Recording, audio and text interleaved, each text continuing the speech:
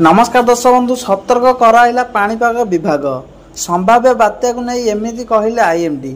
तो कौन रही संपूर्ण अपडेट जाना ता पूर्व जदि आम चैनल को सब्सक्राइब करना चैनल को सब्सक्राइब कर ऑल नोटिफिकेशन को ऑन कर दिंतु जहाद्वारा आगू यही अपडेट नोटिफिकेशन सर्वप्रथम पाइपर। संभाव्य वर्षा और यार मुकाबला निमंते कृषि विभाग एक प्रस्तुति बैठक कृषि विभाग प्रमुख शासन सचिव डॉक्टर अरविंद कुमार पाढ़ी अध्यक्षतार बुधवार अनुष्ठित हो जाइछि। यही बैठक में कृषि निर्देशक शुभम सक्सेना, भारतीय पाणीपाग निर्देशिका Shrimati Manorama Mahanti, UAT dean doctor Prasannajit Mishra मध्य जोग देइछन्ति।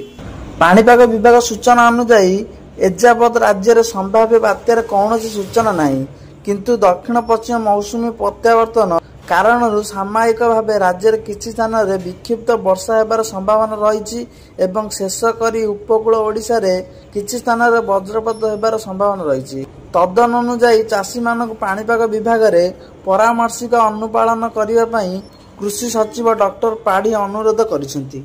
चलित खरीफ ऋतु रे राज्य 100% वर्षा साधारण भावे होइछि एवं एही कारणरू भल फसल अमल आशा करा जाइछि।